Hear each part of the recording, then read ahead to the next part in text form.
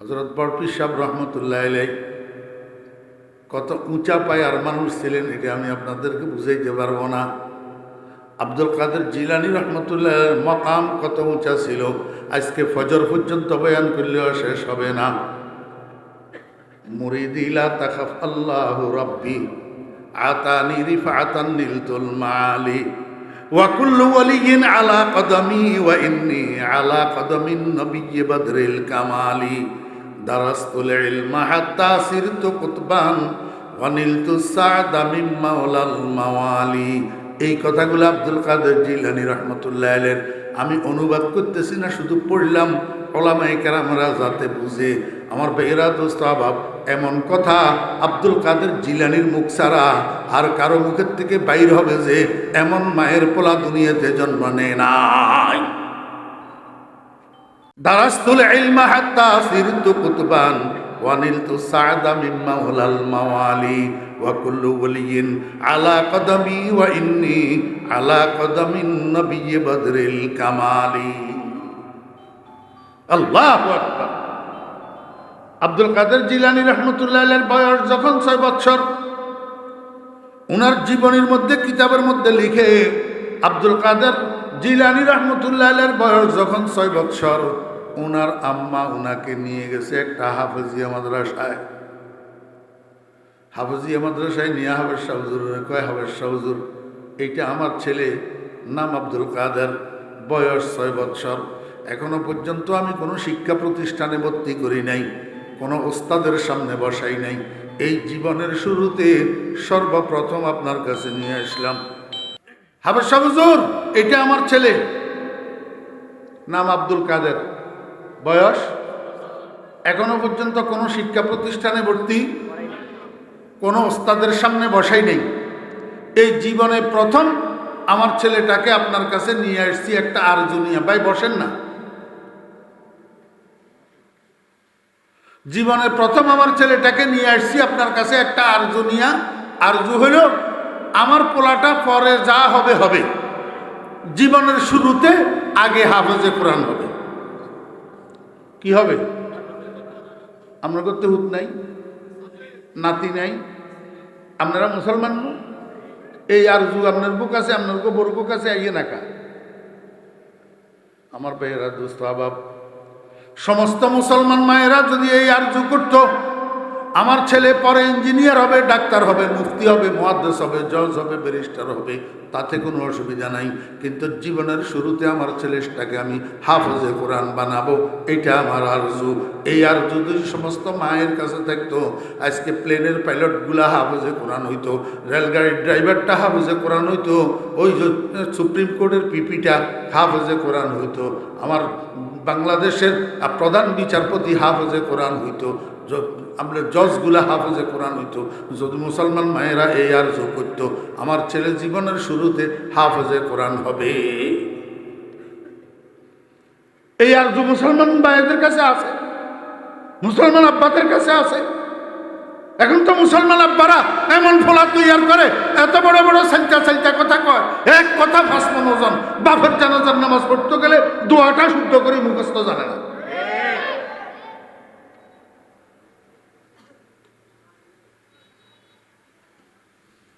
বাপজিয়ার জানাজা উঠতে গেছে, হিয়ায় হিয়ার বাপেরে ঠকাইছে। বাপজিয়ার জানাজা উঠতে গেছে, হিয়ায় হিয়ার বাপেরে ঠকাইছে, দোয়া সারা জানাজার নামাজ হরি চলিয়ে আছে। অন হেবেড়া মরছে, হেবেড়ার উঠিয়া হেবেড়ারে ঠকার, দোয়া সারা জানাজার নামাজ হরি চলিয়ে গেছে। এই ঠকঠকা চলতে আছে ঠকঠকা। দুনিয়ার বান্দ্রামি ব্যাজ্ঞান শিখাইতো আরে হলারে, দুনিয়ার বান্দ্রামি ব্যাজ্ঞান শিখতো আরে হলায়, বিতিরের নামাজের দোয়ায় কোন শুদ্ধ করি মুখস্থ করতে হারে না। মুসলমানের হলা, মুসলমান নামের কলঙ্ক।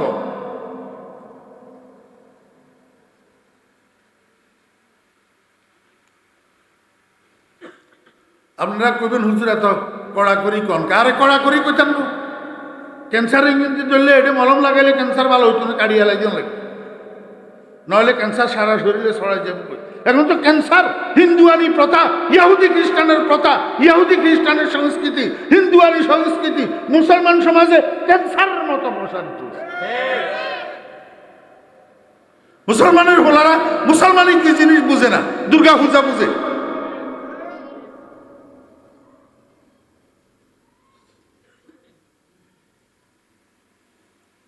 আব্দুল কাদের জিলানী রহমতুল্লাহ আলাইহির মায় কয়, হুজুর, হাবশা হুজুর, আমি আমার ছেলেটারে আপনার সুপুর্দ করে গেলাম, আপনি আমাকে একটা হাফেজে কোরআন উপহার দিবেন। এই কথা বলি আব্দুল কাদের জিলানী রহমতুল্লাহ আলাইহির মা বাড়িতে চলে গেছে। হাবশা হুজুর কয়, বাবা আব্দুল কাদের, এদিকে আসো, আমার সামনে বসো, আমার মুখে মুখে পড়ো, আউযু বিল্লাহি মিনাশ শাইতানির রাজিম, বিসমিল্লাহির রহমানির রহিম, আলহামদুলিল্লাহি রাব্বিল আলামিন, আর রহমানির রহিম, মালিক ইয়াউমিদ্দিন। হাবশা হুজুর সূরা ফাতিহার শুরু থেকে শেষ পর্যন্ত 2, 4, 5 বার 7 বার দৌড়াইয়া রিপিট করিয়া আব্দুল কাদেরের পড়াইছে। এরপরে কয়, বাবা আব্দুল কাদের, এতক্ষণ পর্যন্ত যেই সূরাটা আমি তোমাকে পড়াইলাম এটা আমারে মুখস্থ শুনাইতে পারবানি, তোমার মুখস্থ হয়েছে নি? আব্দুল কাদের কয়, জি হুজুর, আলহামদুলিল্লাহ পারবো। তাহলে একটু শোনাও। হাবশা হুজুর চোখ বন্ধ করে নিছে, আর আব্দুল কাদের, শিশু আব্দুল কাদের হাবশা হুজুরের সূরা ফাতিহা শোনায়। আউযু বিল্লাহি মিনাশ শাইতানির রাজিম, বিসমিল্লাহির রহমানির রহিম, আলহামদুলিল্লাহি রাব্বিল আলামিন। শুনাইতে যখন গায়রিল মাগদুবি আলাইহিম ওয়ালাদ-দাল্লিন আমিন বলছে, হাবশা হুজুর চোখ খুলছে, মনে করছে আব্দুল কাদেরের পড়া শেষ। আব্দুল কাদেরের পড়া শেষ। ওমা চোখ খুলি তো হাবশা হুজুর অবাক হইছে, আব্দুল কাদের তো থামে না। এবার আব্দুল কাদের কয়, বিসমিল্লাহির রহমানির রহিম, আলিফ লাম মিম, যালিকাল কিতাব লা রাইবা ফীহি হুদাল লিল মুত্তাকিন। আব্দুল কাদের আমিন বলে শেষ করে নাই, এখন সূরা বাকারার শুরু থেকে তেলাওয়াত শুরু করছে। হাবশা হুজুর অবাক হয়ে তাকায় রয়েছে, আচ্ছা দেখি কদ্দুরা পড়ে কদ্দুরা যায়, দেখি না একটু। চুপ করে শুনে দিছে। আর শিশু আব্দুল কাদের চলছে তো চলছে গাড়ি, যাত্রা বাড়ি আর থামে না। আমার ভাইরা একেবারে 18 পারাতে যাইয়া থামছে। আজকে আমাদের পরিবারে শান্তি নেই, সমাজে শান্তি নেই, দেশে শান্তি নেই, শৃঙ্খলা নেই, নিরাপত্তা নেই। এটার কারণ কি এবং এটার থেকে উত্তরণের উপায় কি? পারিবারিক শান্তি, সামাজিক শৃঙ্খলা, জাতীয় নিরাপত্তা কিভাবে পুনঃপ্রতিষ্ঠিত করা যায়, এই বিষয়ের উপরে অল্প কিছু আলোচনা আপনাদের খেদমতে রাখার আশাবাদী। ওয়া মা তৌফিক ইল্লা বিল্লাহ।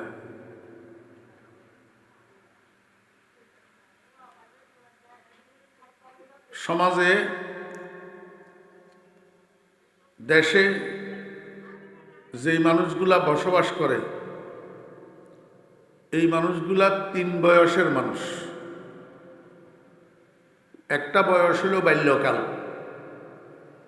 আর একটা বয়স হলো যৌবনকাল, আর একটা বয়স হলো বৃদ্ধকাল।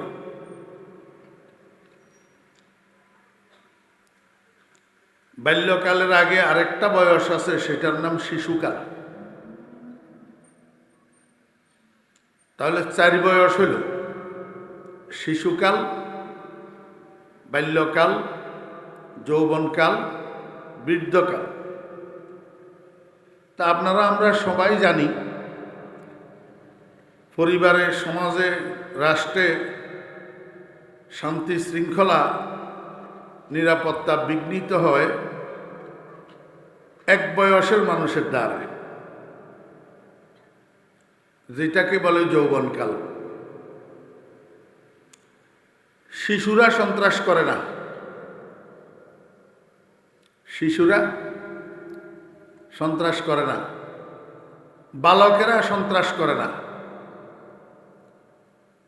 বৃদ্ধরা সন্ত্রাস করে না, সন্ত্রাস করে যৌবনকালের মানুষেরা। তাহলে এই সন্ত্রাস এই ক্রাইম, অপরাধ, অনৈতিক কাজ, চুরি, ডাকাতি, হানাহানি, রাহাজানি, খুনখারাবি, লুটতরাজ, নারী ধর্ষণ, নারী নির্যাতন সহ যত অন্যায় অপরাধ আছে, এই অন্যায় অপরাধগুলা রোধ করার জন্য যুবকদেরকে ঠিক করতে হবে। কাদেরকে ঠিক করতে হবে? যুবকদেরকে। এখন যুবকদেরকে ঠিক করার ফর্মুলা কি? আপনাদের মনোযোগ আছে না? খেয়াল করে শুনেন। মানুষ কম হইলে কোনো অসুবিধা নেই, আপনাদের তো অসুবিধা নেই, আপনারা শুনবেন না। শুধু মানুষ কম হইলে যে বলে তার কাছে হয়তো খারাপ লাগে, তার বয়ান আসে না। কিন্তু আলহামদুলিল্লাহ, আল্লাহ শুকর, আপনাদের দোয়ায় 50,000 মানুষের সামনে আমার যেই বয়ান, 50 জন মানুষের সামনে আমার সেই বয়ান, কোনো বেশ কম নেই। কারণ এইখানে একটা মানুষ যদি হেদায়েত পায় আর 50,000 মানুষের সেখানে যদি একজন মানুষের হেদায়েত না পায়, তাহলে ওই মাহফিল থেকে এই মাহফিলটা ভালো। এই জন্য মনোযোগ সহকারে শোনেন। সমাজ ঠিক করার জন্য, রাষ্ট্র ঠিক করার জন্য যুবক ঠিক করতে হবে। কারণ শিশুরা, বালকেরা অন্যায় করে না, বৃদ্ধরা অন্যায় করে না, অন্যায় করে যুবকে। ঠিক না বে ঠিক কর? হ্যাঁ, আপনারা তো কথাই কর। অন্যায় করে কনে? যুবকে। যাতেরা এখন বৃদ্ধ হয়ে গেছে, এতেরাও সকল বিদ্যা ছাড়িয়ে এবার ধর্মে দিলাম মন, আমার রসের বৃন্দাবন। যখন যুবক আসিল এতটুকুর মধ্যেও কেউ কেউ এরকম অন্যায় করছে। এখন বয়সের বারে হাঁটুর বল যখন কমে গেছে, এখন আর পারে না। আমি নিজেই হাঁটতেছি না, হাঁটতেই তো পারি না, হাঁটুর লেই অন্যায় কর্ম করতে গা।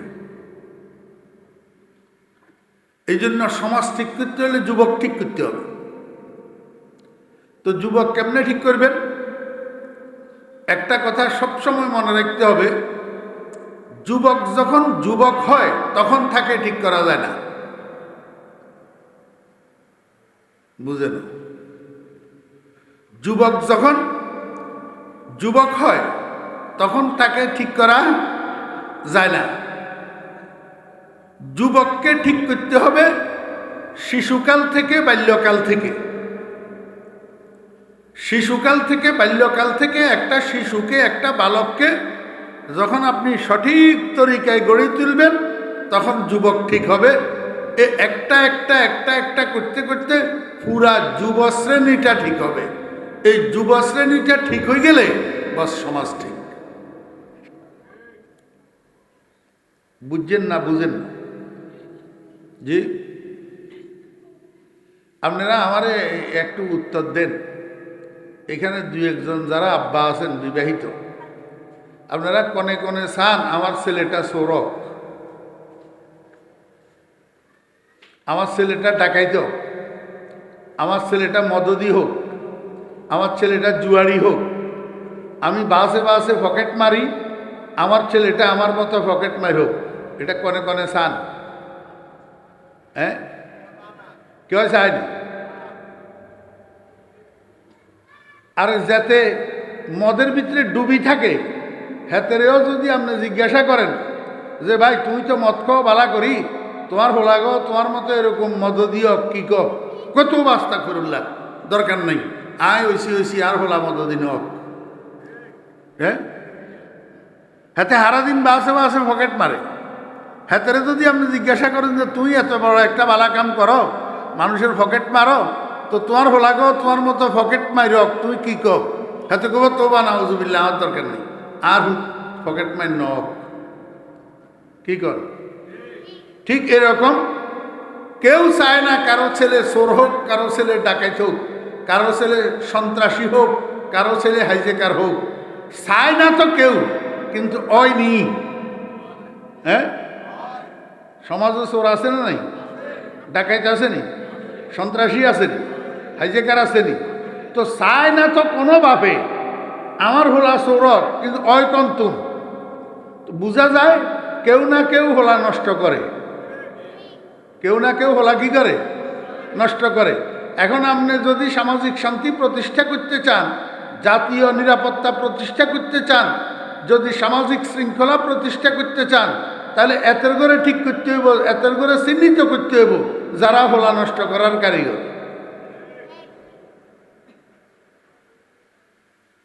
বুঝাইতে পারেন, বুঝবেন কতজন, মনোযোগ না থাকলে কড়ার মতো বুঝতেন না। আগে চিনতে হইব সন্তান নষ্ট করার কারিগর কারা। সন্তান নষ্ট করার কারিগর 4 জন। কয়জন? 4 জন। 1 নম্বর হইল মা, 1 নম্বর মা। এখন মাইকের আওয়াজে আমার মা বোনেরা বাসা বাড়ি থেকে বয়ান শুনলে এবার আমার উপরে মনে কষ্ট নিব, কবু হুজুরে এইটা কিয়া কইল। কোরআন হাদিসের ভিতরে আল্লাহ আল্লাহ রাসূল মার ফজিলত এত বেশি বয়ান করছে, মার হক, মার অধিকার, আর হুজুরে কয় বলে মা বলে সন্তান নষ্ট করার কারিগর। আমি যদি বুঝাই দিতাম নোহারি, তাহলে আমি আপনার জুতার বাড়ি খেতে হতে এসেছি। আর যদি বুঝাই দিতাম হারি, তাহলে আমার কথা কেন মানবেন না? সন্তান নষ্ট করে 4 জনে, এই 4 জনের প্রথম হইল মা, প্রথম মা। কেন? বাকি 3 জনের সন্তান নষ্ট করে সন্তান ভূমিষ্ঠ হওয়ার পর। দেখা পাইলে না নষ্ট করে, দেখা পাইবার আগে নষ্ট করবনি, কিন্তু মায়ের সন্তান নষ্ট করে ফেটে থাকতে। মায়ের সন্তান নষ্ট করে ভূমিষ্ঠ হওয়ার পর না, শুধু মায়ের সন্তান নষ্ট করা শুরু হয় সন্তান ফেটে থাকতে থেকে।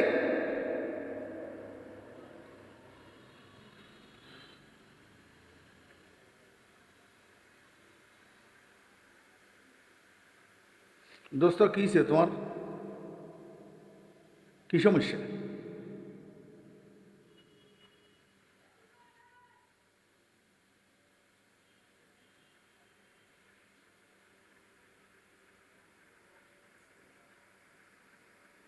তোরগুলো রফিকুল্লাহ আফসারির দরকার, এই সিটিং মিটিং কয়েছেন, এই তোরগুলো এখানে কম দরকার। তোরা বালা কথার মানুষ।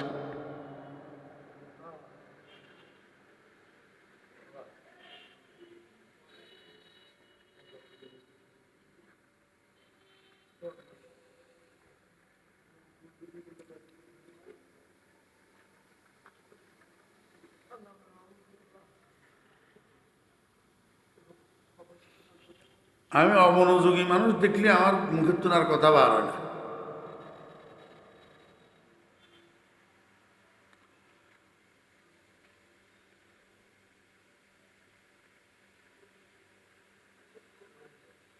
মায়ের সন্তান নষ্ট করে কখন?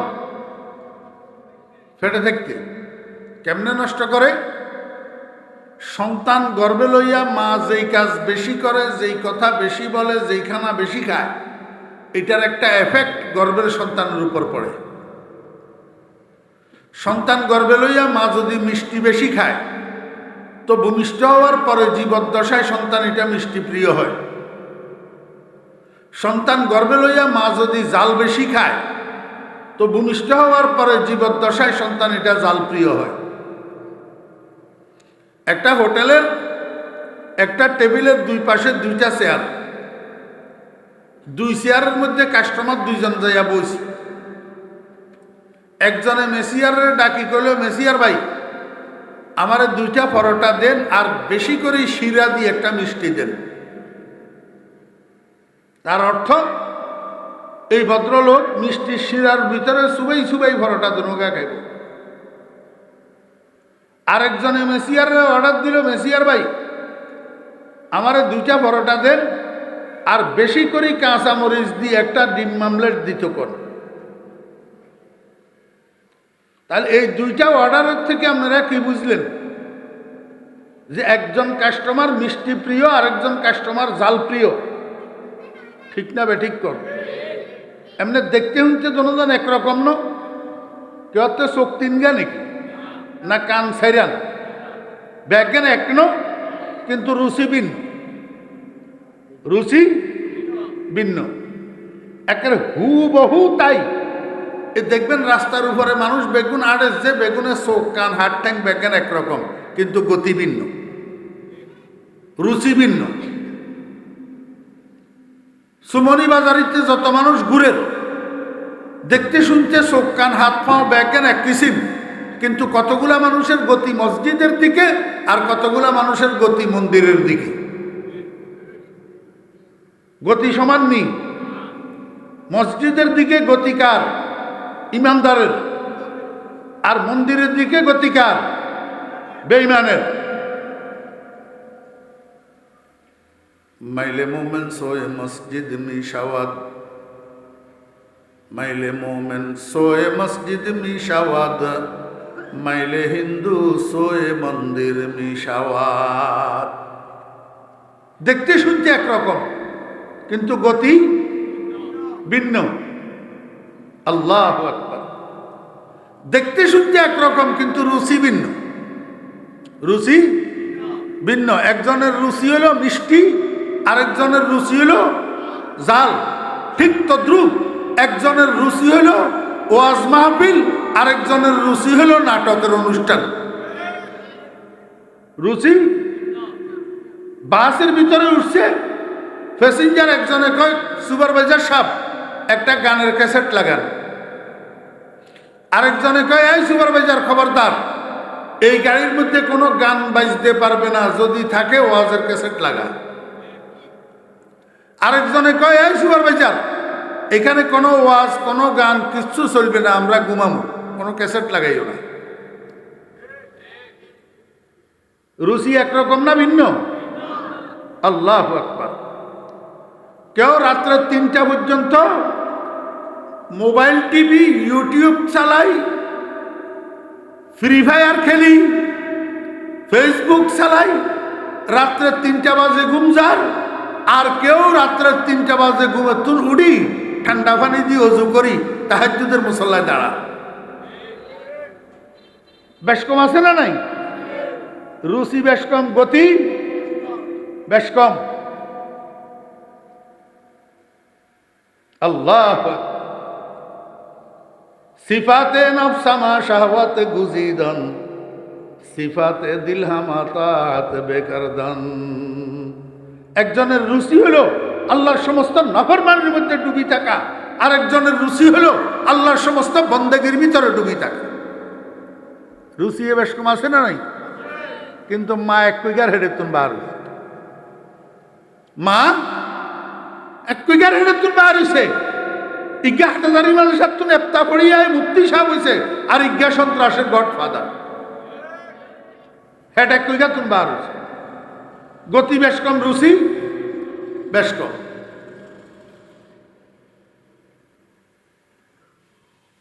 আমি আপনার ঘরে যে কথা বুঝাইতে চাইছিলাম, যে একই হোটেলের একই টেবিলের দুই পাশে কাস্টমার দুইজন বসছে, একজনে অর্ডার দিল 2টা পরোটা বেশি করে শিরা দি একটা মিষ্টি, আরেকজনে অর্ডার দিল বেশি করে কাঁচামরিচ দিয়ে একটা ডিম মামলেট। কারণটা কি? রুচির ভিন্নতা। এই রুচির ভিন্নতাটা তৈরি হয়েছে কোথায় জানেন? মায়ের পেটে। কোথায় তৈরি হয়েছে? মায়ের পেটে। মা হলা জিয়ারে হেডিত গেলই জাল বেশি খাইছে, হিয়া জাল প্রিয় হয়েছে, অনগা হিয়া বেশি কাঁচামরিচ দিয়ে ডিম মামলেট তো। আর মা হলা জিয়ারে হেডিত গেলই মিষ্টি বেশি খাইছে, ইয়া মিষ্টি প্রিয় হয়েছে, অনগা ইয়া বেশি শিরা দি মিষ্টি তো। আর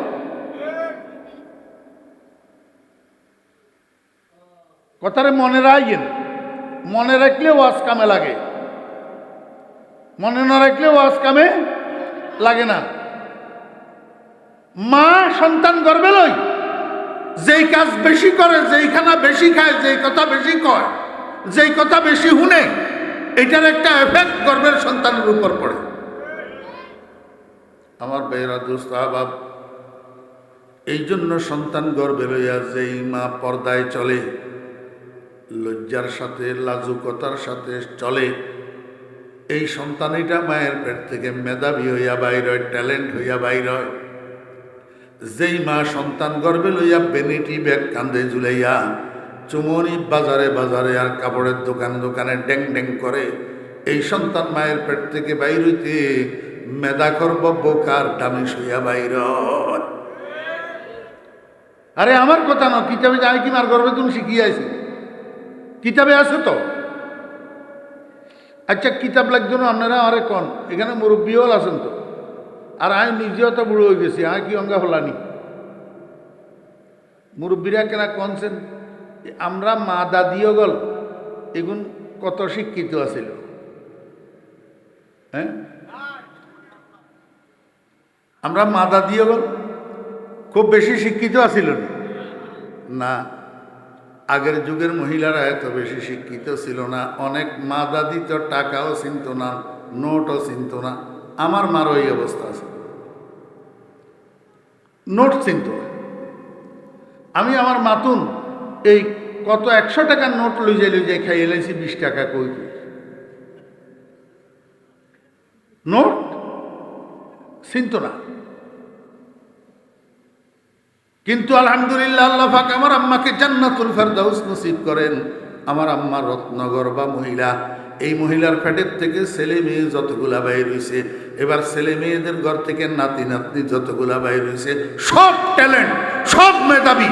বোকা কোনো সন্তান আমার মার বংশের ভিতরে নেই, খালি ডামিস থাকলে আমি আছি, বোকা নাই। চ্যালেঞ্জ, আপনারা খবর লন তাহলে। আমার বাগিনা বাগনিও গল, আমার বাতিজা বাতিজিও গল, আর গুণ বোকা নাই। এটা মায়ের গর্বের গুণ।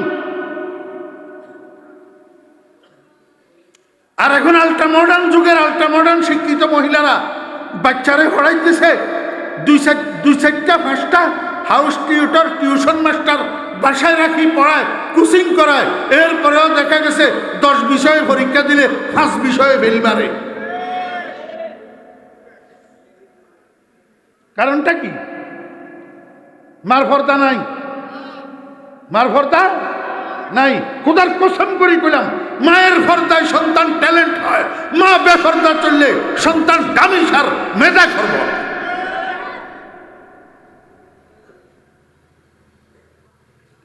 আমি এই জন্য আমার সারা বাংলাদেশের মাহফিলগুলাতে বলিয়া বেড়াই, আমার ভাইয়েরা বোনেরা যারা বিবাহ করছেন, যখন দেখবেন আপনাদের সন্তান গর্ভে ধারণ করছে, এই সন্তান গর্ভে ধারণ করা অবস্থায় স্বামী স্ত্রী বাসার মধ্যে ঝগড়া করবেন না, একে অপরকে গালাগালি করবেন না, বাসার মধ্যে মারামারি করবেন না, একে অপরকে মারধর করবেন না। যদি সন্তান গর্ভে থাকা অবস্থায় এগুলা করেন, তো ভূমিষ্ঠ হওয়ার পরে আপনার এই সন্তান বেয়াদব ছাড়া আর সন্ত্রাসী ছাড়া আর কিছু হবে না। কারণ হেতে তোর ঝগড়া চারটি গালাগালি মার ফেড়ে তুই শিখিয়াছ।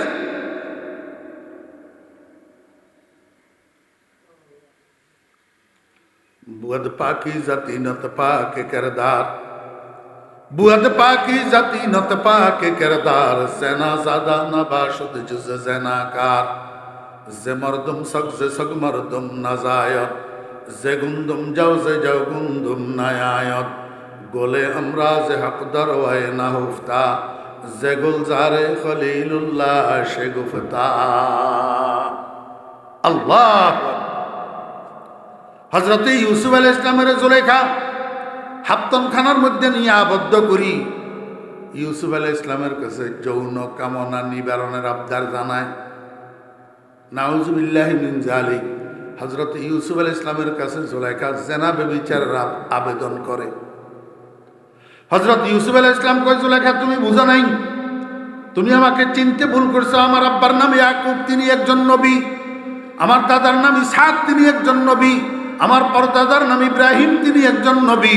আমি ইব্রাহিমের নবুয়তের বাগানের পবিত্র ফুল, এমন পবিত্র ফুলের কাছে তুমি জেনা ব্যভিচারের মতো অপবিত্র কাজের কামনা করতে পারো না, আবদার করতে পারো না। তোমার এই কামনা কুসমিন কালেও পুরা হবে না। কারণ মানুষের পেট থেকে মানুষ জন্ম নেয়, কুকুর জন্ম নেয় না। কুকুরের পেট থেকে কুকুরের বাচ্চা জন্মায়, মানুষের বাচ্চা জন্মায় না। ধানের ছড়ার ভিতরে ধান পাওয়া যায়, গম পাওয়া যায় না। গমের ছড়ার মধ্যে গম পাওয়া যায়, ধান পাওয়া যায় না। মা বাপ যদি পবিত্র হয়, সন্তান কোনোদিন অপবিত্র হয় না। আর মা বাপ যদি অপবিত্র হয়, সন্তান চরিত্রবান হয় না। বুয়াদ পাকি জাতি নত পাকে কিরদার, জেনা জাদা নবাশুদ জুজ জেনা কার, যে মরদম সগ যে সগ মরদম নাজায়দ, যে গুন্দম যাও যে যাও গুন্দম নায়ায়দ, গোলে আমরা যে হাকদার হয় না হুফতা, যে গুলজারে খলিলুল্লাহ সে গুফতা। আব্দুল কাদের জিলানী রহমতুল্লাহ নাম শুনছেন নি আপনারা? জি, হযরত বড় পীর সাহেব রহমতুল্লাহ আলাইহি কত উঁচা পায়ার মানুষ ছিলেন, এটা আমি আপনাদেরকে বুঝাইতে পারবো না। আব্দুল কাদের জিলানী রহমতুল্লাহ মকাম কত উঁচা ছিল, আজকে ফজর পর্যন্ত বয়ান করলেও শেষ হবে না।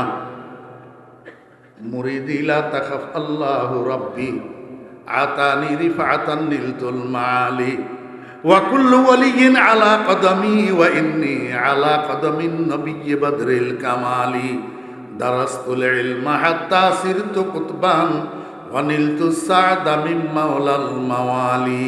এই কথাগুলো আব্দুল কাদের জিলানী রহমতুল্লাহ আলাইহির আমি অনুবাদ করতেছি না, শুধু পড়লাম ওলামায়ে কেরামরা যাতে বুঝে। আমার ভাইয়েরা দোস্ত আহবাব, এমন কথা আব্দুল কাদের জিলানীর মুখ ছাড়া আর কারো মুখের থেকে বাইর হবে যে এমন মায়ের পোলা দুনিয়াতে জন্ম নেয় নাই। দারাস্তুল ইলমা হাত্তা সিরতু কুতবান ওয়া নিলতু সা'দা মিন মাওলাল মাওয়ালি, ওয়া কুল্লু ওয়ালিয়িন আলা কদমি ওয়া ইন্নী আলা কদমিন নবিয়্যি বদরিল কামালি। আল্লাহু আকবার। আব্দুল কাদের জিলানী রহমতুল্লাহ আলাইহির বয়স যখন 6 বছর, উনার জীবনীর মধ্যে কিতাবের মধ্যে লিখে আব্দুল কাদের জিলানী রহমতুল্লাহ আলাইহির বয়স যখন 6 বছর, উনার আম্মা উনাকে নিয়ে গেছে একটা হাফেজিয়া মাদ্রাসায়। হাফেজিয়া মাদ্রাসায় নিয়ে হাফেজ শাহ হুজুর কয়, হাফেজ শাহ হুজুর, এইটা আমার ছেলে, নাম আব্দুল কাদের, বয়স 6 বছর, এখনো পর্যন্ত আমি কোনো শিক্ষা প্রতিষ্ঠানে ভর্তি করি নাই, কোনো ওস্তাদের সামনে বসাই নাই। এই জীবনের শুরুতে সর্বপ্রথম আপনার কাছে নিয়ে আসলাম।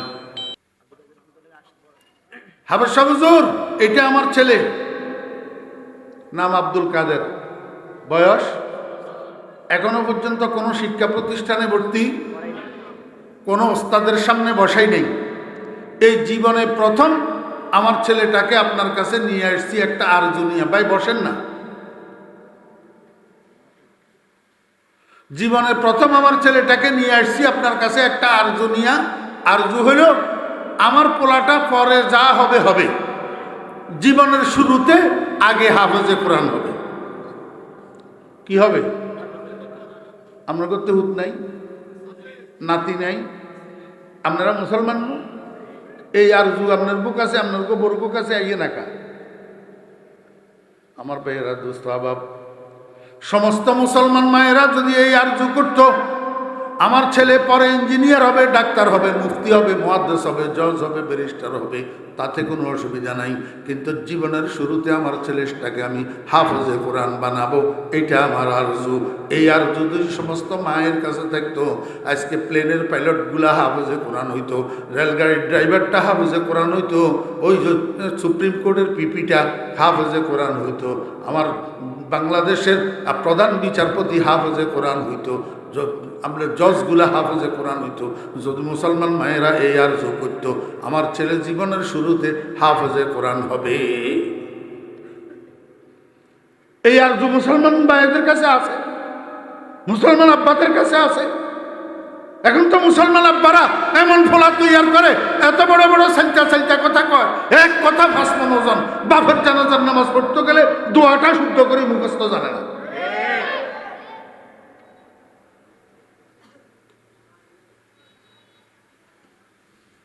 বাপজিয়ার জানাজা উঠতে গেছে, হিয়ায় হিয়ার বাপেরে ঠকাইছে। বাপজিয়ার জানাজা উঠতে গেছে, হিয়ায় হিয়ার বাপেরে ঠকাইছে, দোয়া সারা জানাজার নামাজ হরি চলিয়ে আছে। অন হেবেড়া মরছে, হেবেড়ার উঠে হেবেড়ার ঠকার, দোয়া সারা জানাজার নামাজ হরি চলিয়ে গেছে। এই ঠকঠকা চলতে আছে ঠকঠকা। দুনিয়ার বান্দ্রামি ব্যাজ্ঞান শিখাইতো আরে হলারে, দুনিয়ার বান্দ্রামি ব্যাজ্ঞান শিখতো আরে হলায়, বিতিরের নামাজের দোয়ায় কোন উদ্গা শুদ্ধ করি মুখস্থ করতে হারে না।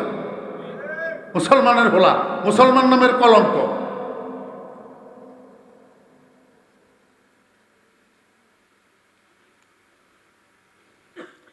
আপনারা কইবেন হুজুর এত কড়াকড়ি কন, আরে কড়াকড়ি কইতাম না। ক্যান্সার ইঞ্জিন ধরলে এটা মলম লাগাইলে ক্যান্সার ভালো হইতো না, কাড়িয়া লাগিয়ে লাগে, নইলে ক্যান্সার সারা শরীরে ছড়াই যাবে। এখন তো ক্যান্সার হিন্দুয়ানি প্রথা, ইহুদি খ্রিস্টানের প্রথা, ইহুদি খ্রিস্টানের সংস্কৃতি, হিন্দুয়ানি সংস্কৃতি মুসলমান সমাজে ক্যান্সারের মতো প্রসারিত। মুসলমানের হোলারা মুসলমানই কি জিনিস বুঝে না, দুর্গা পূজা বুঝে।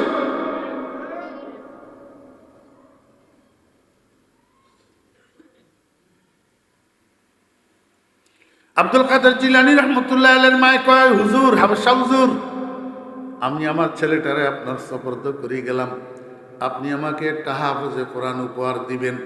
এই কথা বলি আব্দুল কাদের জিলানী রহমতুল্লাহ আলাইহির মা বাড়িতে চলে গেছে।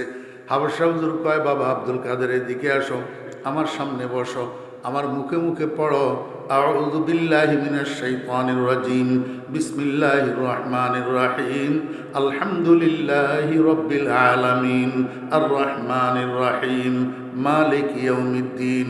হাবশা হুজুর সূরা ফাতিহার শুরু থেকে শেষ পর্যন্ত 2-4-5 বার 7 বার দৌড়াইয়া রিপিট করিয়া আব্দুল কাদেরে পড়াইছে। এরপরে কয়, বাবা আব্দুল কাদের, এতক্ষণ পর্যন্ত যেই সূরাটা আমি তোমাকে পড়াইলাম এটা আমারে মুখস্থ শুনাইতে পারবানি, তোমার মুখস্থ হয়েছে নি? আব্দুল কাদের কয়, জি হুজুর আলহামদুলিল্লাহ পারবো। তাহলে একটু শোনাও। হাবশা হুজুর চোখ বন্ধ করে নিছে, আর আব্দুল কাদের, শিশু আব্দুল কাদের হাবশা হুজুরের সূরা ফাতিহা শোনায়। আউযু বিল্লাহি মিনাশ শাইতানির রাজিম বিসমিল্লাহির রহমানির রহিম আলহামদুলিল্লাহি রাব্বিল আলামিন। শুনাইতে যখন গায়রিল মাগদুবি আলাইহিম ওয়ালাদ-দাল্লিন আমিন বলছে, হাবশা হুজুর চোখ খুলছে, মনে করছে আব্দুল কাদেরের পড়া শেষ। আব্দুল কাদেরের পড়া শেষ। ওমা চোখ খুলি তো হাবশা হুজুর অবাক করেছে, আব্দুল কাদের তো থামে না। এবার আব্দুল কাদের কয়, বিসমিল্লাহির রহমানির রহিম আলিফ লাম মিম যালিকাল কিতাব লা রাইবা ফিহি হুদাল লিল মুত্তাকিন। আব্দুল কাদের আমিন বলে শেষ করে নাই, এখন সূরা বাকারার শুরু থেকে তেলাওয়াত শুরু করছে। হাবশা হুজুর অবাক হয়ে তাকায় রয়েছে, আচ্ছা দেখি কদ্দুরা পড়ে কদ্দুরা যায়, দেখি না একটু। চুপ করে শুনে দিছে। আর শিশু আব্দুল কাদের চলছে তো চলছে গাড়ি, যাত্রা বাড়ি আর থামে না। আমার ভাইরা একেবারে 18 ফারাতে যাইয়া থামছে। কয় ফারাত? 18 ফারাত। হাবশা হুজুর কয়, রে কে আসত? আব্দুল কাদের মারে একটু খবর দে। আব্দুল কাদের মা আসছে। হাবশা হুজুর কয়, বোন আপনি কি কইলেন, বাস্তবতা কি? হুজুর কি হয়েছে? আপনি না কইলেন আপনার ফোলারে কোনো শিক্ষা প্রতিষ্ঠানে ভর্তি করেন নাই, কোনো ওস্তাদের সামনে বসান নাই, জীবনে সর্বপ্রথম আমার কাছে নিয়ে আসছেন। আমি জীবনের শুরুতে সর্বপ্রথম তারে সূরা ফাতিহাটা শুরু থেকে শেষ পর্যন্ত রিপিট করি 5-7 বার 10 বার পড়াইলাম। এরপরে সূরা ফাতিহাটা মুখস্থ আমারে শুনাইতে কইলাম। আমি চোখ বন্ধ করে শুনতেছি। সূরা ফাতিহা যখন শুনানি শেষ হয়েছে চোখ খুললাম, কিন্তু আপনার ছেলে তো তেলাওয়াত বন্ধ করল না। আপনার ছেলে সূরা বাকারার শুরু থেকে তেলাওয়াত শুরু করছে। আমি মনে মনে চিন্তা করলাম, দেখি কতটুক যায় কতটুক পড়ে। আপনার ছেলে 18 পারাতে যাইয়া থামছে। এই 18 পারা কোরআন শরীফ আব্দুল কাদের আমারে মুখস্থ শুনাইয়া দিছে। এখন আপনার কথার সাথে মিলল না। আপনি কইলেন কোনো শিক্ষকের সামনে বসান নাই, কোনো শিক্ষা প্রতিষ্ঠানে ভর্তি করেন নাই, তাহলে আব্দুল কাদের 18 পারা কোরআন শরীফ কোথায় মুখস্থ করল? আব্দুল কাদের মায় কয়, হাবশা হুজুর আমার আব্দুল কাদের 18 পারা কোথায় মুখস্থ করছে আমি জানি। হাবশা হুজুর কয়, আমার বড় টেনশন হইতেছে, তাড়াতাড়ি বলেন তাড়াতাড়ি। আব্দুল কাদেরের মায় কয়, হুজুর আমি একটা মহিলা, আমি বেশি বেশি কোরআন তেলাওয়াত করি। আমার কাজের ফাঁকে আমি একটু অবসর সময় পাইলেই ওযু করি, কোরআন শরীফ নিয়ে বসি। আর বিশেষ করে আমার আব্দুল কাদের যখন আমার গর্বে আসছে, তখন আমি কাজের পরিমাণ আরও কমাই ফেলছি, কাজের সময় সংকীর্ণ করি, অবসর সময়টা বাড়াইয়া কোরআন তেলাওয়াতের মাত্রা আমি আরও বাড়াই দিছি। আমি এত পরিমাণ আব্দুল কাদেরকে গর্বে লইয়া কোরআন তেলাওয়াত করছি। আমার তো মনে হয় আমার আব্দুল কাদের আমার ফেটে থাকিয়া আমার জোবানের তেলাওয়াত শুনিয়া শুনিয়া ওরে আমার গর্বের ভিতরেই 18 পারা কোরআনের হাফেজ হইয়া গেছে। আমার মা বোনেরা এবার একটু খেয়াল করেন, যদি আব্দুল কাদের জিলানী রহমতুল্লাহের মায়ের তেলাওয়াত শুনিয়া শুনিয়া যদি আব্দুল কাদের মায়ের গর্বের ভিতরে 18 পারার কোরআনের হাফেজ হইয়া যাইতে পারে, মায়ের তেলাওয়াতের এফেক্ট যদি গর্বের আব্দুল কাদের উপরে পড়ে, বর্তমান আলট্রা মডার্ন মায়েরা যারা কাজ করে ফাঁসে দিই মোবাইলের গানের অপশন চালু করে দিই, গান শুনতে শুনতে কাজ করে, রাত্রে মোবাইলের গানের অপশন চালু করে দিই, বালিশের কাছে মোবাইলটা রাখি, ঘুমাইয়া পড়ে। অনেক সময় এমন হয় ঘুম আসি যায় কিন্তু গান চলতে থাকে, বন্ধ করার সুযোগ থাকে না। আমার ভাইয়েরা, অনেক মায়েরা রাত জাগিয়া রাত্রের 12টা 1টা 2টা পর্যন্ত ইউটিউবের ভিতরে বাংলা হিন্দি ছায়াছবি দেখিয়া দেখিয়া ঘুমায়, বাংলা হিন্দি ছায়াছবির গান শুনিয়া শুনিয়া ঘুমায়। আমাকে একটু বলেন, আব্দুল কাদের জিলানী রহমতুল্লাহের মায়ের কোরআন তেলাওয়াতের এফেক্ট যদি গর্ভের সন্তানের উপর পড়ে, এই মাগুলার এই কাজগুলার এফেক্ট গর্ভের সন্তানের উপরে পড়ে না না পড়ে? আব্দুল কাদের জিলানী মায়ের পেট থেকে 18 পারা কোরআন শরীফের হাফেজ হইয়া যদি বাইর হয়, তাহলে এই আলট্রা মডার্ন মায়েদের সন্তান মায়ের পেট থেকে কিসের হাফেজ হইয়া বাইর হয়? শত শত গানের হাফেজ হইয়া বাইর হয়। আর এই সন্তান ভূমিষ্ঠ হওয়ার পরে এটার থেকে ভালো কিছু কেমনে আশা করবেন? এই সন্তান বেয়াদব না হইয়া কি হবে? সন্ত্রাসী না হইয়া কি হবে? চোর আর গুন্ডা না হইয়া কি হবে? হ্যাঁ, পরের দিন ফলার মেট্রিক পরীক্ষা, পরের দিন ফলার আগের রাত্রে সন্ধ্যার সময় ড্রয়িং রুমে ফোলা টেলিভিশনের সামনে বসছে, যে আর উঠে না, বসে বসে টেলিভিশন স্যার। মায়ায় কয়, বাবা রে, রেজিস্ট্রেশন করলি, ফর্ম ফিল আপ করলি, পরীক্ষার ফিস দিলি, এতগুলো টাকা খরচ করার পরে এখন যে তুই লেখাপড়া করস না, তুই পরীক্ষা দিবি কেমনে? তুই তো পাস করবি না, ফেল করবি, যা কিছুক্ষণ লেখাপড়া কর। কিন্তু ফলাই কথা শোনে না, টেলিভিশনের সামনে থেকে উঠে না। রাত্রে যখন 10টা বাজছে, এইবার মায়ে কয় যে বাবা এখন আর পড়ার দরকার নেই, যা উঠি 4টা খাইয়া ঘুমা, ফজরের সময় মোল্লায় আজান দিলি তখন ঘুম থেকে উঠি কিছু লেখাপড়া করিস, তাহলে অন্তত কিছু লিখতে পারবি, ফাঁসের নম্বরটা আনা যাবে। তাও ফোলা উঠে না। এখন বিরক্ত ওই মায় কী করছে, রুমের সুইচ বোর্ডের কাছে গেছে, সুইচ বোর্ডের কাছে যাইয়া 2টা সুইচ অফ করছে। একটা হলো টেলিভিশনের সাথে বিদ্যুতের সংযোগের সুইচ, যেটা এটা দিছে বন্ধ করি, আর একটা হলো ড্রয়িং রুমের লাইটটা বন্ধ করে দিয়েছে, যাতে ড্রয়িং রুমটা অন্ধকার হইয়া যায়, ফোলা যেন উঠে চলে যায়। আমার ভাইয়েরা, উল্টা হয়েছে কাজ। মা যখন ড্রয়িং রুমের লাইট বন্ধ করে দিছে, এই ফোলা কুলাঙ্গার মায়ের দিকে তাকাইয়া কয়, দিও না কো বাসর ঘরের বাতি নিভাইয়া।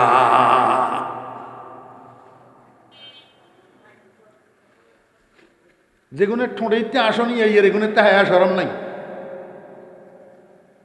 যেগুনের ঠোঁড়েইতে আসনি এর এগুনের তাহায়া সরম নাই। কোন সুসন্তানের মুখ থেকে মায়ের জন্য এই কথা বাইর হয়? হ্যাঁ, আস্তাগফিরুল্লাহ, লা হাওলা ওয়ালা কুওয়াতা ইল্লা বিল্লাহ। মেট্রিক পরীক্ষার্থী একটা ফোলার বয়স কত? কয় না,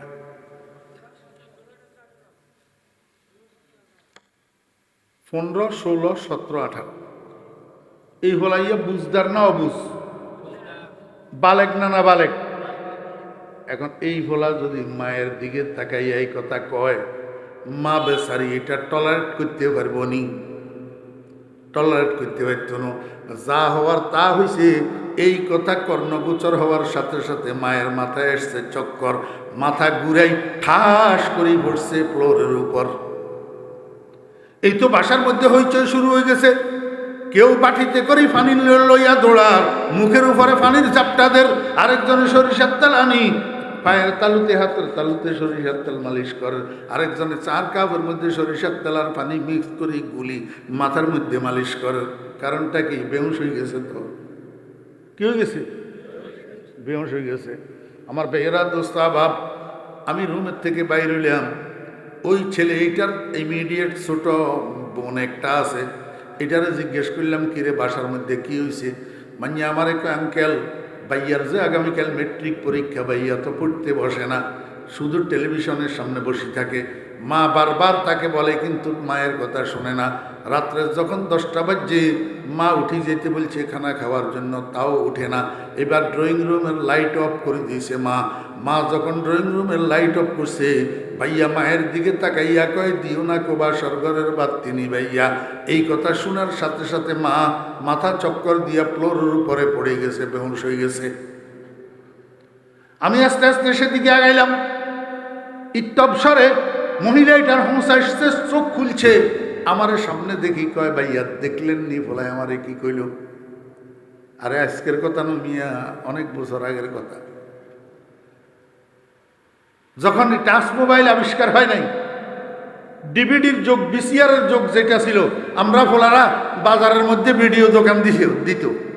এখন তো ভিডিও দোকান নাই, এখন তো ভিডিও মোবাইলে ঢুকে গেছে পকেটে, আর ভিডিও দোকান লাগে না। তখন ফোলারা ভিডিও দোকান দিয়া ভিডিওর ব্যবসা করতো। ডিভিডি সেট যুগ, এত বড় বড় সিনেমার ক্যাসেট, বাংলা সিনেমার, হিন্দি সিনেমার ক্যাসেট ডিভিডি মেশিনের ভিতরে ঢুকাইয়া, এই ডিভিডি মেশিনের কানেকশন টেলিভিশনের লগে লাগাইলে টেলিভিশনের মধ্যে পূর্ণ দৈর্ঘ্য ছায়াছবি 3 ঘন্টা পর্যন্ত দেখায়। এগুলা চাইতো মানুষে ঘরে ঘরে, এগুলা মা কয় না লাগে যে আপনারা কিছু দেখেন না লাগে, খালি বেকেন আয় দেখছি লাগে। হ্যাঁ,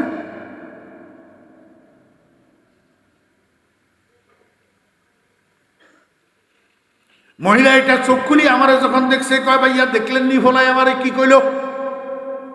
আমি উত্তরে কইলাম তোরে আমার মনে চাইতেছে এখন 3টা লাথি দিতে, তোরে এখন আমার মনে চাইতেছে 3টা।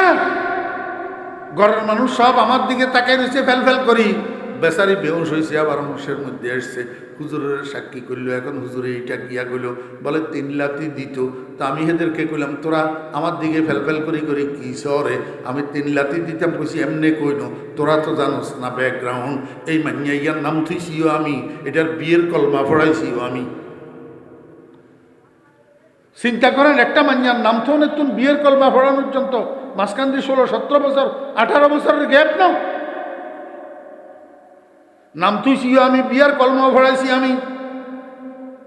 যে স্বামীর কাছে মাইয়া ইয়ারে বিয়া দিয়েছে, স্বামী একটা বিজনেস ম্যাগনেট, বিরাট ব্যবসায়ী। আমার বেয়েরা দোস্ত বাপ, প্রতি রাত্রে স্বামী দোকান বন্ধ করিয়া আসার সময় 2টা ক্যাসেট নিয়ে আসে, সিনেমার ক্যাসেট, ছায়াছবির ক্যাসেট, বাংলা হিন্দি ছায়াছবির 2টা ক্যাসেট নিয়ে আসে। শুইয়া টেলিভিশনের মধ্যে ডিভিডির ভিতরে ক্যাসেট এগুলা লাগাই। পূর্ণ দৈর্ঘ্য 2টা ছায়াছবি দেখা ছাড়া এই স্বামী স্ত্রী দম্পতি এক রাত্রেও ঘুমায় না, এক রাত্রেও ঘুমায় না। তখন আমি মেয়েটারে বলছিলাম, এই সাবধান হইয়া যা, তোর ফেটে কিন্তু সন্তান, তোর ফেটে যেভাবে শুরু করছো তোরা স্বামী স্ত্রী, প্রতি রাত্রে এইভাবে 1টা 2টা 3টা ছায়াছবি দেখা ছাড়া তোদের চোখে ঘুম আসে না। ফেটে কিন্তু সন্তান, সন্তানের কথা কেন খেয়াল করস না? সন্তান গর্ভে থাকা অবস্থায় মায়ে যেই কাজ বেশি করে, যেই কথা বেশি বলে, যেই কথা বেশি শুনে, যেইখানা বেশি খায়, এটার একটা এফেক্ট গর্ভের সন্তানের উপর পড়ে। সন্তান যখন ভূমিষ্ঠ হবে, বড় হবে, তখন তুই পস্তাইবি, আমি তোরে বললাম। আমার কথা তখন শুনে নাই। আজকে যখন সন্তানের মুখের উপর বলে দিছে দিও না কো বাসর ঘরের বাতি ভাইয়া, তখন এবার আমারে কয় ভাইয়া দেখলেন নি? ফলে আমারে কি কইল? তখন আমি বলছিলাম না তোরে আমি, ও মাইয়া তোরে বলছিলাম না আমি, তোর ফ্যাটের ভিতরের সন্তান। এই শত গান, হাজার গান এই পোলা তোর ফ্যাটের থেকে মুখস্থ করে দুনিয়ার বাইর হইছে। এমন পোলার থেকে তুই এর চেয়ে ভালো আর কি আশা করস? এর চেয়ে ভালো আর কি আশা করস তুই? তোর তো আমি সাবধান করছিলাম। এই জন্য পর্দার আড়ালের মা বোনেরা যারা বয়ান শুনতেছেন, আমি আপনাদেরকে অনুরোধ করব, সন্তান গর্ভে থাকা অবস্থায় বেপরদা চলবেন না। সন্তান গর্ভে থাকা অবস্থায় বাসার ভিতরে স্বামী স্ত্রী ঝগড়া করবেন না। সন্তান গর্ভে থাকা অবস্থায় স্বামী স্ত্রী একজন আরেকজনকে গালাগালি করবেন না, মারামারি করবেন না। আল্লাহু আকবার। যদি এগুলা করেন তাহলে আপনার সন্তান ভালো সন্তান হবে না, সুসন্তান হবে না, কুসন্তান তৈরি হবে, কুসন্তান। এরপরে সন্তান ভূমিষ্ঠ হওয়ার পর মায়ের দায়িত্ব শুরু হয় প্রথম দিন থেকে। প্রথম দিন থেকে বাপের দায়িত্ব শুরু হয় না, মায়ের দায়িত্ব কি হয়? শুরু হয়। আমার ভাইরা দুস্তাবাব, সন্তান ভূমিষ্ঠ হওয়ার পরে যেই কোলগুলাতে পড়ে, কোলগুলা 1 নম্বর মায়ের কোল, 2 নম্বর দাদির কোল, 3 নম্বর ফুফুর কোল, 4 নম্বর খালার কোল, যে বাপের কোল, চাচার কোল, মামার কোল, ভাইয়ের কোল। যেই কোলগুলাতে পড়ে এই কোলেরও একটা এফেক্ট আছে। মনোযোগ আছেন? কোলেরও একটা কি আছে? কালান নবী সাল্লাল্লাহু আলাইহি ওয়াসাল্লাম কুল্লু মাউলুদিন ইউলাদু আলাল ফিতরাত ফাআবাওয়াহু ইউহাব্বিদানিহি আও ইউনাসসিরানিহি আও ইউমাজ্জিসানিহি। ওরে রে পেপার মিলের থেকে কাগজ বাইরে যে সাদা বাইর হয়, কি বাইর হয়? সাদা বাইর হয়। পরে যার যেই কালারের দরকার প্রিন্টার মেশিনের মধ্যে দিয়া কালার করি নে। যার লালের দরকার লাল, হলুদের দরকার হলুদ, সবুজের দরকার সবুজ। কিন্তু পেপার মিলের থেকে কোনো কাগজ লাল, সবুজ, হলুদ বাইর হয় না। ঠিক তদ্রূপ যেই মায়ের পেটের থেকেই বাইর হোক না কেন, নবজাত শিশু মুসলমান হইয়া বাইর হয়, হিন্দু হইয়া, কাফের হইয়া, ইহুদি হইয়া, বুদ্ধ হইয়া কোনো সন্তান বাইর হয় না, সব মুসলমান হইয়া বাইর হয়। কি বাইর হয়? মুসলমান হইয়া। আল্লাহ হাবিব জনাব রাসূলুল্লাহ সাল্লাল্লাহু আলাইহি ওয়াসাল্লামের ইরশাদ করেন, যেই কোলে সন্তান পড়ে, যেই কোলে সন্তান উঠে, যেই কোলের সন্তানকে ধারণ করে, এই কোলের ভিতরে থাকা অবস্থায় সন্তানের কানে দিয়ে কি ঢুকে, এইটা হলো দেখার বিষয়। সন্তানের কানে যদি ঢুকে লা ইলাহা ইল্লাল্লাহ, এই আওয়াজ এটা সন্তানের কানে দিয়ে ঢুকি দিলের উপরে এফেক্ট করে, সেখান থেকে সন্তানের দিলের ভিতরে ঈমান সংক্রমিত হয়। আর সন্তানের কানে দিয়ে ভূমিষ্ঠ হওয়ার পরে যদি শুনে গড, হরে রাম, রাম কৃষ্ণ, তো এগুলা সন্তানের কানে দিয়ে ঢুকি কলবের উপরে এফেক্ট করে। এখান থেকে সন্তানের কলবের ভিতরে কুফর আর শিরিক সংক্রমিত হয়। আমার কথা লুমিয়া, আমার বেয়েরা দুস্তাবাব। এরপরে সন্তান লালন পালন হইতে হইতে হইতে হইতে দেখেন 12 মাস, 14 মাস, 15 মাস যখন বয়স হয়, আস্তে আস্তে হামাগুড়ি দিয়া দিয়া সন্তান একটু একটু আগে বাড়তে পারে।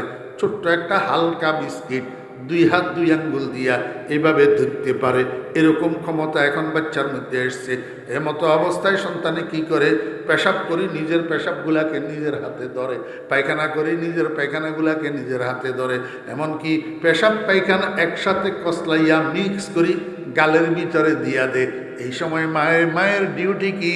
মা দৌড়াইয়া আসি, বাচ্চার হাত ধরে, ছি ছি ছি বাবা, এটা খায় না, এটা খায় না। মা বাথরুমে নিয়ে আনলে ঘরের বাইরে নিয়া বাচ্চার হাতেরে ভালো করে সাবান দিয়ে ধুইয়া দে। ঠিক না বেঠিক? আমার ভাইয়েরা দোস্ত আবাব, এই যে বাচ্চারে পায়খানা প্রস্রাব মিক্স করা, এই জিনিসটা মুখে দিতে দিল না মা। কেন দিল না?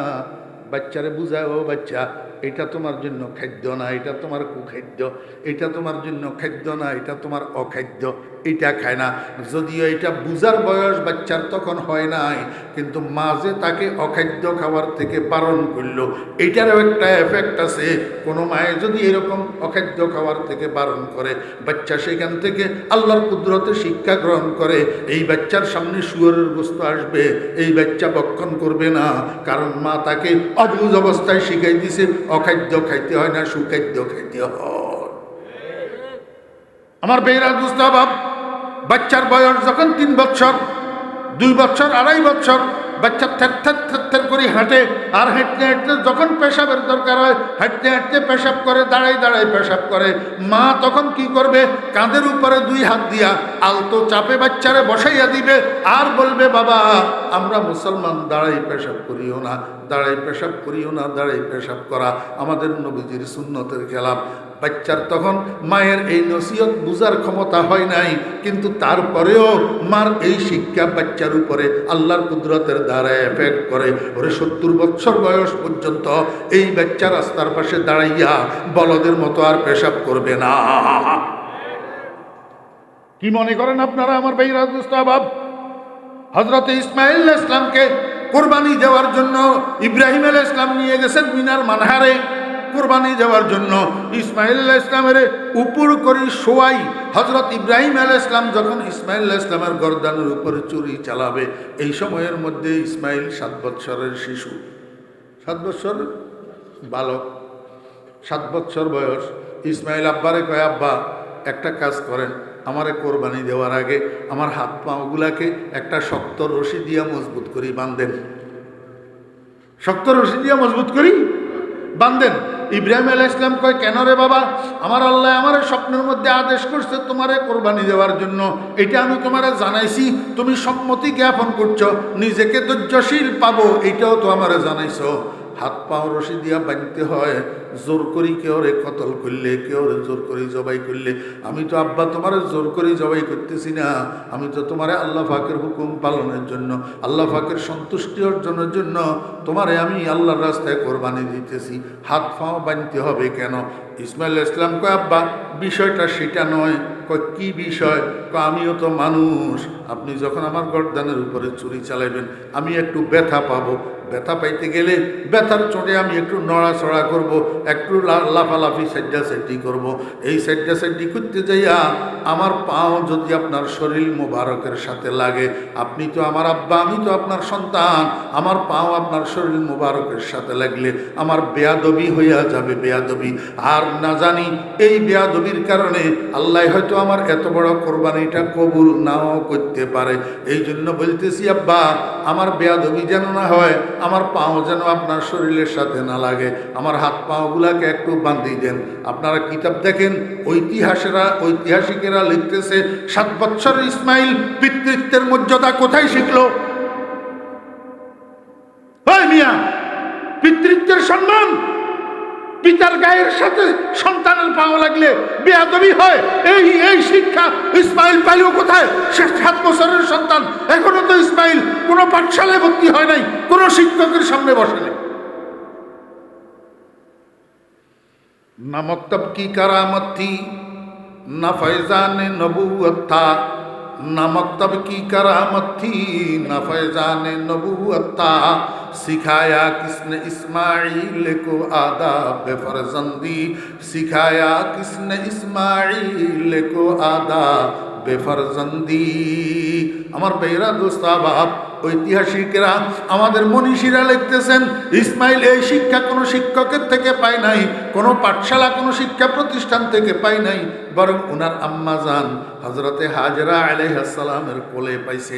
কারণ মায়ের কোলটাই হলো একটা সন্তানের জীবনের প্রথম পাঠশালা। এই মায়ের কোলে সন্তান ভালো শিক্ষা যদি পায় তাহলে সন্তান মানুষের মতো মানুষ হয়, মায়ের কোলে সন্তান যদি ভালো শিক্ষা না পায় তাহলে সন্তান মানুষের মতো মানুষ হয় না।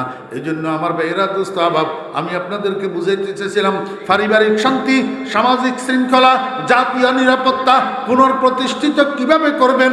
এখন সমাজে যেই মানুষগুলার বয়স আছে 5 বছর, যেই মানুষগুলার বয়স 6 বছর, যেই মানুষগুলার বয়স 7 বছর, যেই মানুষগুলার বয়স 8, 9, 10 বছর, এই মানুষগুলার পিছনে একটু মেহনত করতে হবে। যেগুলা উপরে উঠে গেছে, যুবক যখন যৌবনে পড়ে যায় এই যুবককে আর ঠিক করা যায় না।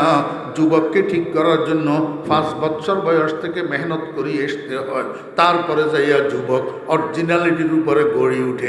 একটা যুবক যদি অরিজিনালিটির উপরে গড়ে উঠে তাহলে এই যুবকের দ্বারা পারিবারিক শান্তি বিঘ্নিত হবে না, এই যুবকের দ্বারা সামাজিক শৃঙ্খলা বিঘ্নিত হবে না, এই যুবকের দ্বারা জাতীয় নিরাপত্তা বিঘ্নিত হবে না। এবার বন্ধুরা, ভাইয়েরা, মুসলমানেরা, রাস্তা 2টা আছে, একটা জেনারেল আর একটা অ্যারাবিক। একটা জেনারেল আর একটা অ্যারাবিক। আপনার সন্তানের সুসন্তান হিসাবে গড়ে তোলার জন্য আপনি কোনটাতে পরিচালিত করবেন এখন সিদ্ধান্ত নেবেন, আর কিয়ামতের ময়দানে জবাব দিবেন। কিয়ামতের ময়দানে আল্লাহ পাকের আদালতে আপনার সন্তানের জন্য যখন জাহান্নামে যাওয়ার সিদ্ধান্ত হবে, আল্লাহর আদালতে আপনার সন্তান আপনার বিরুদ্ধে মামলা করবে। ওয়াকালু রব্বানা ইন্না আতা'না সাদাতানা ওয়া কুবারানা ফাআদাল্লুনাস সাবিলা। রব্বুল আলামিন, আমি তো অনুসরণ করছিলাম আমার বড়দের, আমি তো অনুসরণ করছিলাম আমার কর্তাদের। আমার উপরে আমার আব্বা ছিল, আমার উপরে আমার বড় ভাই ছিল, উনারা আমাকে যেই লাইনে পরিচালিত করছে, আমারে যদি আব্বাই মাদ্রাসায় ভর্তি করে প্রতিবাদ করার আমার যোগ্যতা ছিল না, আমারে যদি আব্বাই স্কুলে ভর্তি করে প্রতিবাদ করার আমার যোগ্যতা ছিল না। আমি যাই তৈয়ার হয়েছি আব্বার পরিচালনার কারণে তৈয়ার হয়েছি। যদি আজকে আমি জাহান্নামের খোরাক হই তাহলে আমার আব্বারে ডবল শাস্তি দেন, এইটা আমার অনুরোধ। আয় আল্লাহ, আপনার আদালত তো ন্যায়ের আদালত। রব্বানা আতিহিম যিফাইবি ওয়াল আনহুম লা'নান কাবীরা। আমার বেয়রা দুঃস্বভাব মাথার গাম পায়ে ফেলি, যেই সন্তানের লালন পালন করলেন সেই সন্তান দুনিয়াতেও তো আপনার কোনো উপকারে আসলো না। আপনি মরে গেলেন করোনায় হসপিটালে, ডাক্তারে ফোন করলো আপনার লাশ আনার জন্য, সন্তান তো গেল না আপনার লাশ আনার জন্য। আপনি সন্তানের বিয়ে শাদী করালেন, ছেলে মেয়ে হইল, এখন সন্তান বউ বাচ্চা লইয়া ফ্ল্যাট বাড়িতে আরামে থাকে, আর আপনারে পাঠালো বৃদ্ধাশ্রমে। এরপরে আপনি মারা গেলেন, জানাজার নামাজ পড়তে গেল দোয়াটা ঘোড়ার ডিমাও জানে না। দুনিয়াতেও সন্তান দুই পয়সার কাজে আসলো না, আখেরাতে তো আল্লাহ পাকের আদালতে মামলা করি আপনার জাহান্নামে ঢুকানোর ব্যবস্থা করল। আল্লাহু আকবার। আল্লাহ পাক আমাদেরকে বুঝার এবং আমল করার তৌফিক দান করেন। ও ভাইয়েরা, এখনো সময় আছে। সন্তানদেরকে মাদ্রাসায় পড়ান, সন্তানদেরকে হাক্কানি রব্বানি আলেম বানান, হাফেজে কোরআন বানান। যতগুলো সন্তান আছে ফরে জজ ব্যারিস্টার বানাইয়েন, জীবনের শুরুতে একবার হাফেজে কোরআন বানান। ওয়া আখিরু দাওয়ানা আনিল হামদুলিল্লাহি রাব্বিল আলামিন ওয়া সাল্লাল্লাহু তাআলা আলা খাইরি খালকিহি মুহাম্মাদিন ওয়া আলিহি ওয়া সাহবিহি আজমাইন। আসসালামু আলাইকুম ওয়া রাহমাতুল্লাহি ওয়া বারাকাতুহু।